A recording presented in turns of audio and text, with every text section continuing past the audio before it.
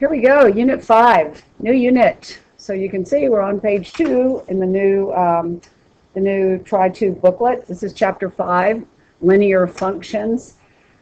So the word function isn't new to you, and certainly the word linear isn't new to you either. So we're going to continue in this unit studying about functions.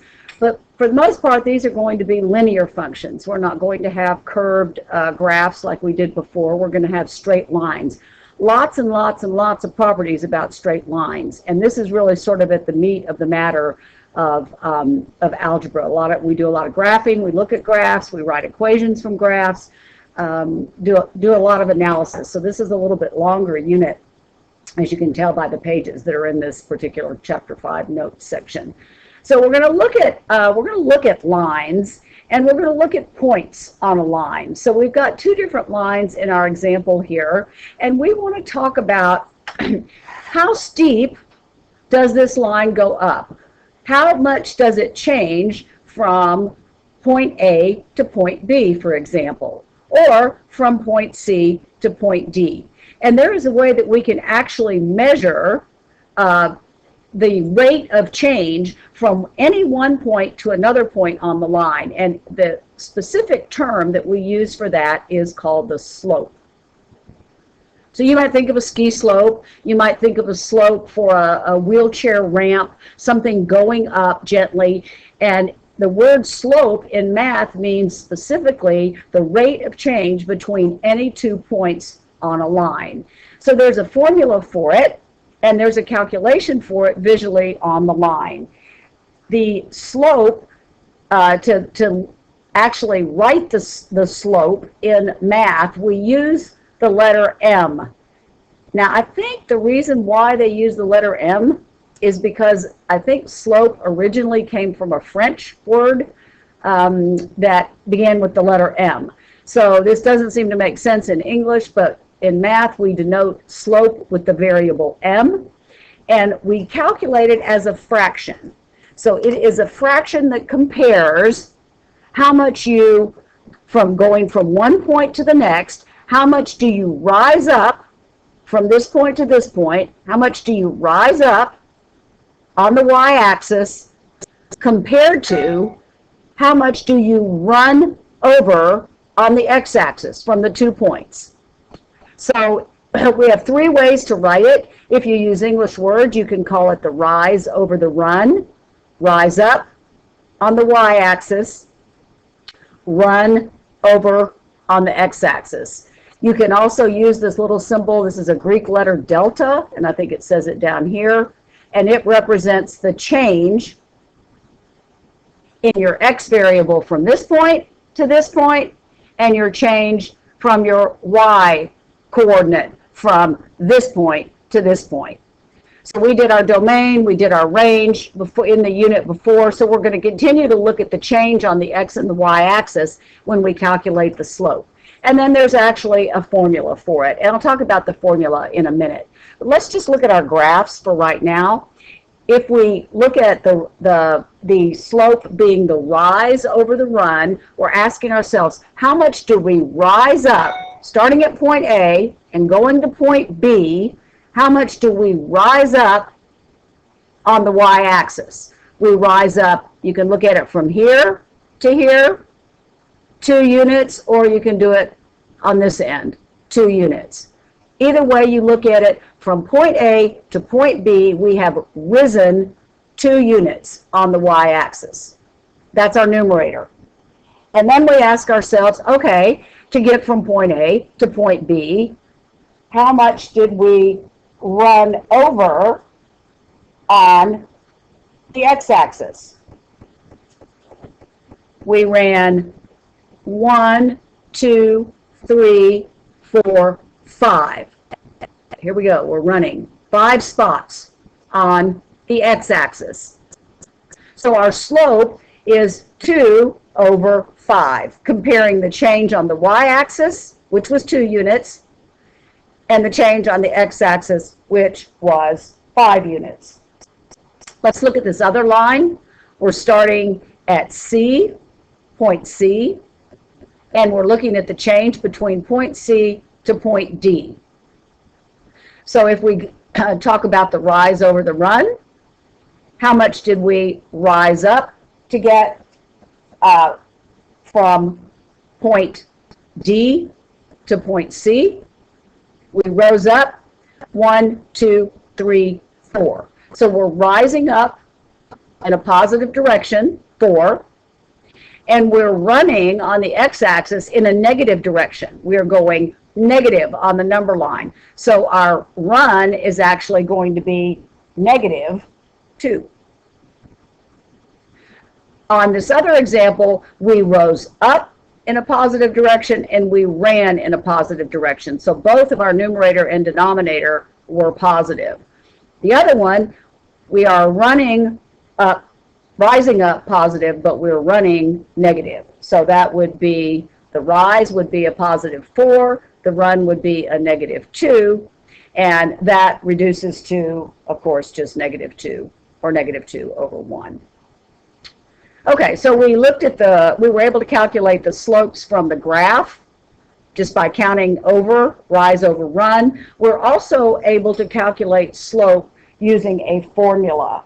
And I think we're using the formula maybe on the next video.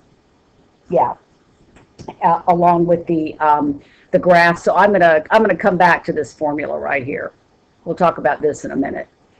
So let's look at these examples down here. So these guys, we're looking at the points on the line to decide whether we've got a rate of change, meaning a slope, because that's another word for slope. Is our rate of change positive, negative, 0, or undefined? So we've got 4 different examples here, and I want you to look at, with a horizontal line and a vertical line, these are special cases, but basically we are looking left to right, left to right. So if you look at this example right here, we are going left to right and we are rising up. We're like rising up here, going uphill. Our slope is positive.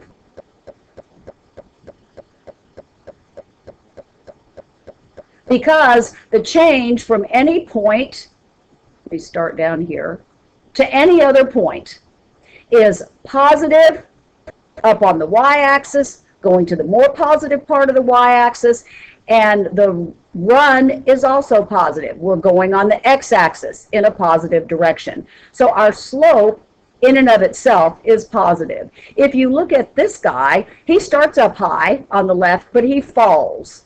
So he is going to have a negative slope. Because when you look at how you get from this point to this point, you are falling on the y-axis. You're going in a negative direction, even though you're going in a positive direction on the x-axis. So he has got a negative slope, and now we need to talk about these two people right here. A perfectly horizontal line. Let's remember we're talking about the rise over the run. So the rise is the y-axis. The run is the x-axis. So in looking at a perfectly horizontal line, if you're thinking about the change between, let's say, this point and this point, how much did you rise up to get from here to here? You didn't rise up at all. You rose up 0. You had some number that you ran, so there is some number down here that you got from this x to this x. There was a change on the x-axis, but on the y-axis, no change at all. This guy has 0 slope, because when your numerator is 0, I don't care what your denominator is, the entire quotient is 0. So horizontal lines have a 0 slope. Vertical lines are just the opposite. Vertical lines, if you measure the rise over the run, how much did you rise on the y-axis? Well, from here to here, you rose up a defined number. That's good. All right, I don't know how much it is because I don't know what the units are, but there's a number to get from this point to this point. But how much did you run on the x-axis? You stayed at the same spot on the x-axis. Your comparison, your ratio between the rise and the run looks like this. And we know You cannot divide by 0 in math. So the slope of a perfectly vertical line is undefined. We'll come back and we'll talk about these again, but basically just to know the quick pictures, if you're rising from left to right, if your line rises from left to right, you have a positive slope. If you have a perfectly horizontal line, your slope is 0. If you have a line that falls from left to right, it's slanted, but it falls, you have a negative slope. And if you have a perfectly vertical line, you have an undefined slope. So we have four different ways that we can just describe by looking at the line without knowing any numbers. Okay, so let's look at this last example on this page. There's a couple different ways that we can calculate the slope if we know 2 points on the line. The way that we did earlier up here in our examples with these two guys up here is how we're going to start this example down here. So we're going to plot these 2 points. So we have 5, 1, 2, 3, 4, 5, 1, 2 right there. And we have 7, 8. 8. And if you were to draw a straight line, which you know I can't do very well, through them, you guys can do a better job. You need a straight edge when you're doing this. You can ask yourself, okay, number 1, is my slope going to be 0, positive, negative, or undefined? Well, I look at the line. I'm starting low and rising up. He looks like this. So I am going to have a positive slope. Now I'm going to write my fraction, rise over run. So how much do I rise up between this point and this point? How much do I rise up on the y-axis to get from here to here? So I'm rising up 1, 2, 3, 4, 5, 6 units to get from here to here.